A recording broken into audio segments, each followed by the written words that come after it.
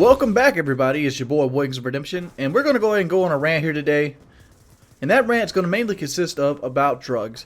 I did a video just yesterday called "Politicians' Degree: Video Games Murder Simulator." So I basically went off on a rant in that video, and that rant was basically aimed toward marijuana. Everybody's heard about the war on drugs. The war on drugs is just a term. It's one of those terms they want to use to make it sound like it's this big important thing. Like they're going out there and ripping out Pablo Escobar's heart and taking down drug cartels left and right. But let's go ahead and look what they're actually doing. The war on drugs is nothing but more than like a money fishing scheme. It doesn't really take away anybody that really hurts anybody else. And I went into that video and I said that statistic that 75% of everybody that's arrested for drug-related charges are actually hit with what you call a thing called simple possession. What is simple possession? Simple possession is when you basically have a small amount of whatever it is, cocaine, heroin, marijuana. I mean, don't get me wrong, cocaine and heroin are bad drugs and they destroy lives and families. Hell, I recently had my truck stolen because a guy wanted to get some crack.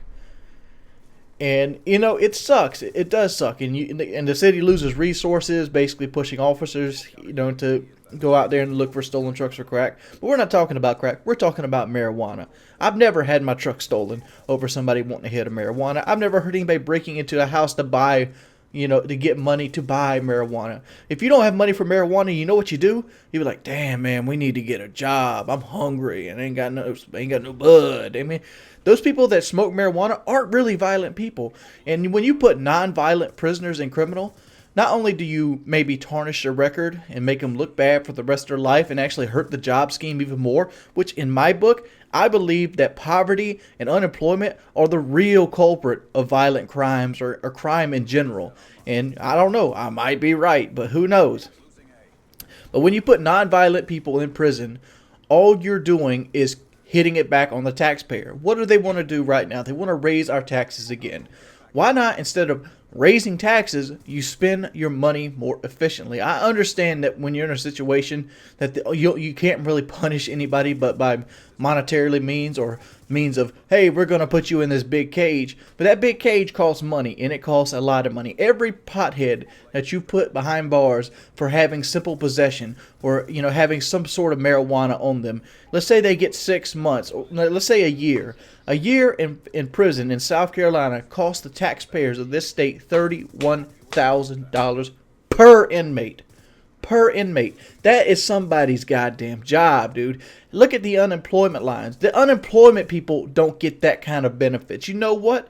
That's the damn shame. If you're on unemployment in the state of South Carolina, you're going to make about $15,000 a year. But if you go to prison, they're going to pay $31,000 to feed you, clothe you, and keep you up. Not to say that prison's like this hunky-dory good place you want to be, but that's just how much it costs when you break down electricity, the guards, the food, the clothes, the tools, the riot gear, and all it takes to keep a prison up. It averages out to be about $31,000 per inmate. And it's stupid to put a non-violent person in prison. Prison should be reserved for the worst of the worst. You know, I understand that you have to have penalties for smaller, more petty crimes, but those penalties should be monetary. They should be monetary. That's what they should be. I mean, prison should be the last resort for what you go to, not the first. I mean, how many times have you walked into, have you seen just somebody go to jail for something petty and stupid? I've seen a show of cops where somebody touched a cop on the shoulder and he arrested them for assaulting a police officer because she came up behind him and touched his shoulder right after he power bombed her into the sidewalk. But that's a whole different story onto the side of itself.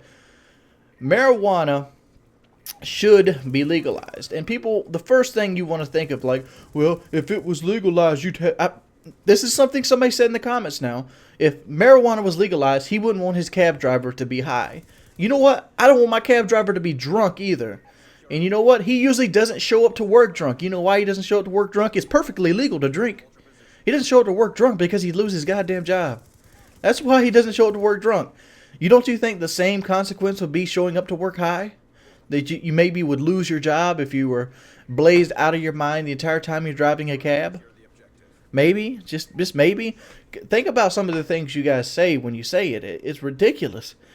Another thing in the comment section that kind of bothered me, that this is that one that actually spurred the video, was a guy talked about the papers and all the extra stuff that you burn with the marijuana causes cancer. Causes cancer. Why don't we go ahead and take a look at this right here?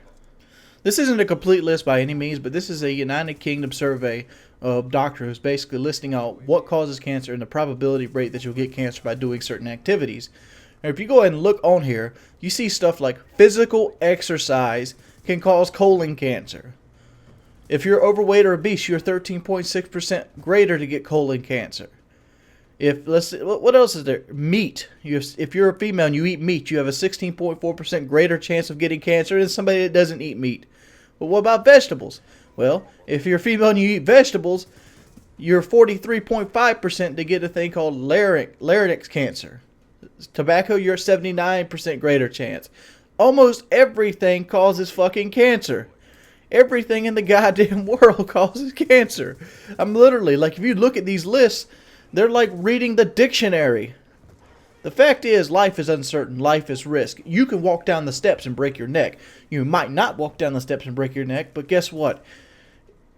It might happen. It might not. You can't live your life wondering, well, am I going to live to be 100? I don't want that. I don't want to live to be 100. You know why I don't want to live to be 100? Because I don't want some cold-ass nurse wiping my ass when I can barely do anything but watch the TV and listen to the news telling me how the world sucks.